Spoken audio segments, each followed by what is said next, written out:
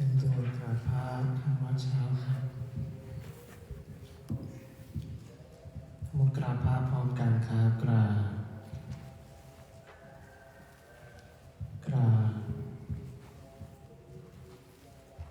กราบกราบบารมีธรรมพ่อแม่ครูบาอาจารย์ครับมุกกล่าวคำบูชาพระรัตนตรัยพร้อมกันครับ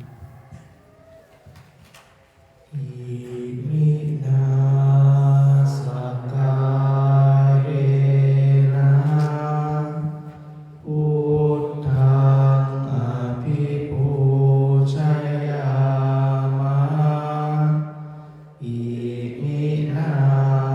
สการะธัมมังอภิปูชยามะอิมินาสการะสังฆังอภิปูชยา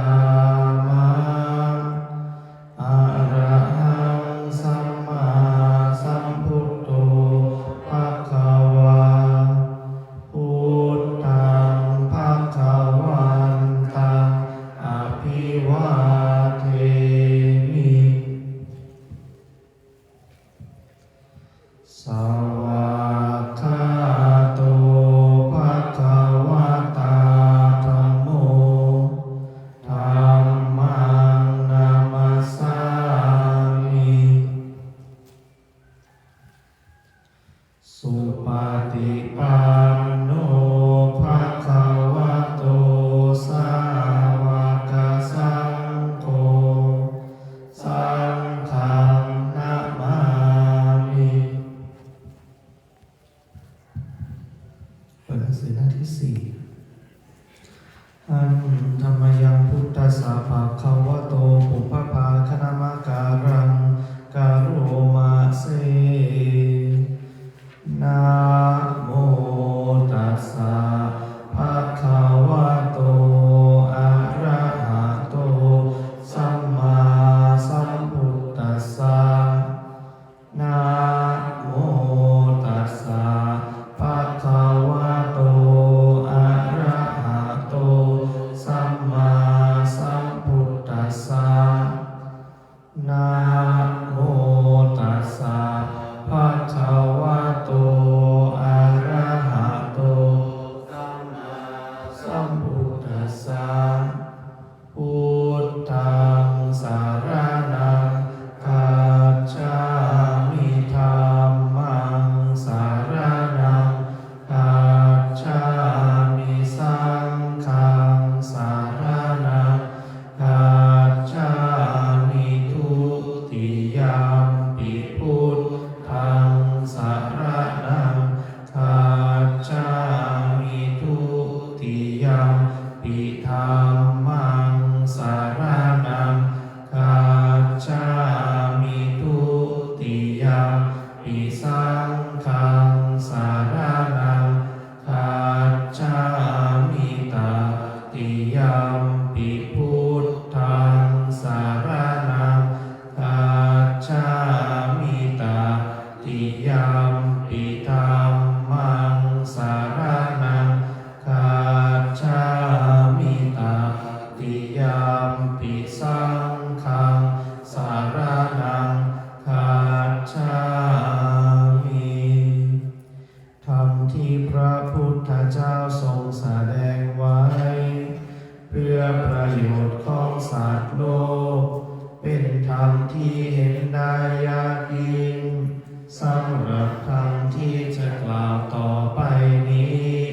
เป็นธรรมที่สามารถกระทำความสงบอันประเสริฐและสามารถประทานซึ่งสมบัติทั้งปวง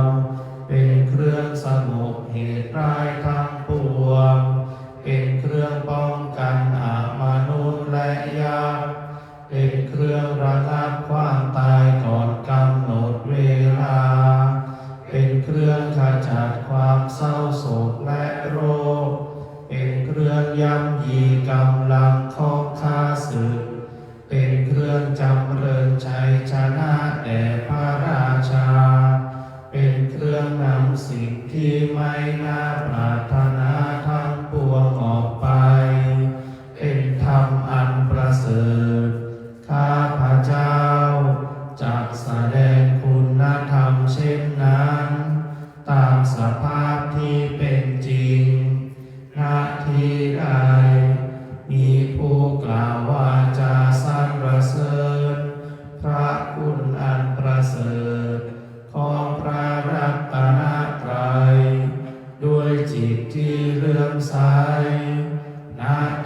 นั้น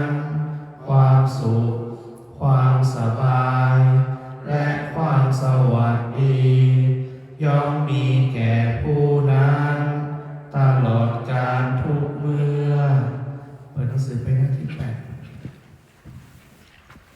อันธรรมยังปฏิจจสมุปบาทธรรมเมสุอิธรรมัจจยตาทิธรรมปทังปนามาเสอิทาภิกขเวอริยสาวโกปฏิจจสมุปบาทันเยวะสาทุกขังโยนิโสมนัสสิกโรติภิกษุทั้งหลายอริยสาวกในธรรมวินัยนี้ย่อมกระทำไว้ในใจโดยแยบคายเป็นอย่างดีซึ่งปฏิจจสมุปบาทนั้นเทียวดังนี้ว่าอิมัสสมิสติอิทังโหติเมื่อสิ่งนี้มีสิ่งนี้ย่อมมีอิมัสสุปาทาอิทังอุปัชชติเพราะความเกิดขึ้นแห่งสิ่งนี้สิ่งที่จึงเกิดขึ้นอิมัสสมิอาสติอิทังนะโหติเมื่อสิ่งนี้ไม่มีสิ่งนี้ย่อมไม่มีอิมัสสนิโรธาอิทังนิรุชชติ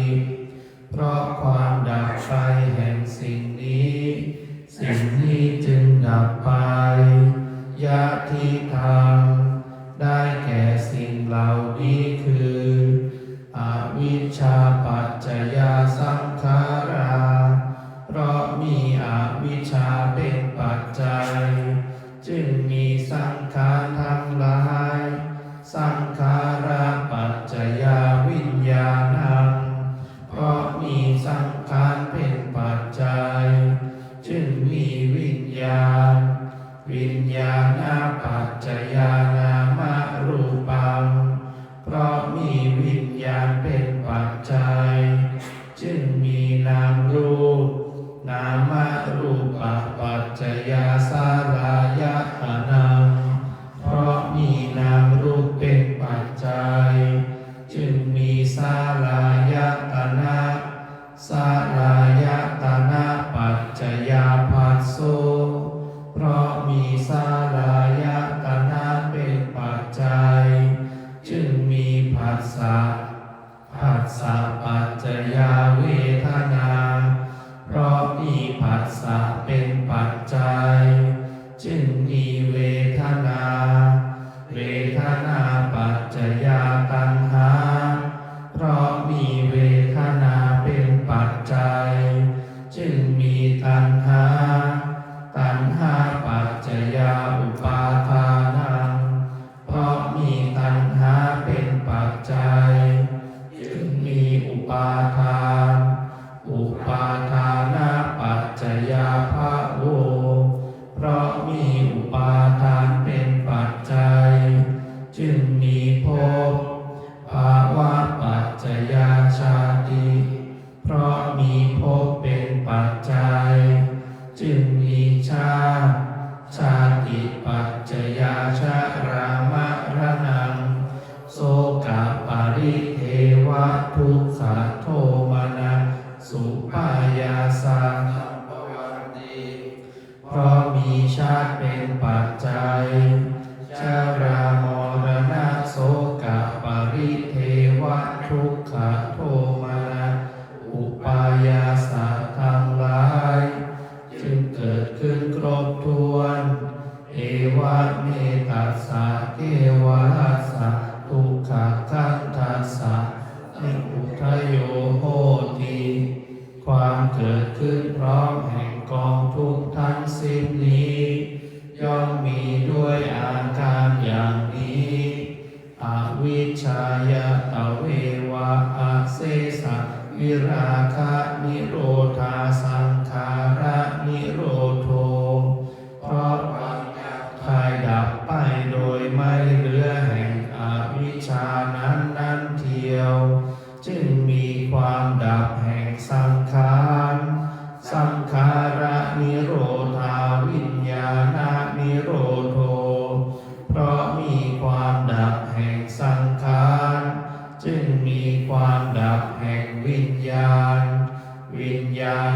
นิโรธานามรูปะนิโรโธเพราะมีความดับแห่งวิญญาณจึงมีความดับแห่งนามรูปนามรูปะนิโรธาสลายตนะนิโรโธเพราะมีความดับแห่งนามรูปจึงมีความดับแห่งสลายตนะสลายตนะนิโรธาปัสสะนิโรโธเพราะมีความดับแห่งสลายตนะจึงมีความดับแห่งผัสสะผัสสะนิโรธาเวทนานิโรโธเพราะมีความดับแห่งผัสสะจึงมีความดับแห่งเวทนาเวทนานิโรธาตัณหานิโรโธเพราะมีความดับแห่งเวทนาจึงมีความดับแห่งตัณหาตัณหานิโรธาอุปาทานนิโรโธเพราะมีความดับแห่งตัณหาจึงมีความดับแห่งอุปาทานอุปาทานนิโรธาภาวะนิโรโธเพราะมีความดับแห่งอุปาทานจึงมีความดับแห่งภพภาวะนิโรธาชาตินิโรโธเพราะมีความดับแห่งภพจึงมีความดับแห่งชาติชาตินิโรธาชรามรณังโสกปริเทวะทุกขโทมนัสสุปายาสานิรุชชันติเพราะมีความดับแห่งชาตินั้นแลชรามรณะโสกปริเทวะทุกขโทมนัสอุปายาสะทั้งหลายจึงดับสิ้นเอวะเมตัสสะเกวรัสสะทุกขคันทัสสะนิโรโธโหติติความดับลงแห่งกองทุกข์ทั้งสิ้นนี้ย่อมมีด้วยอา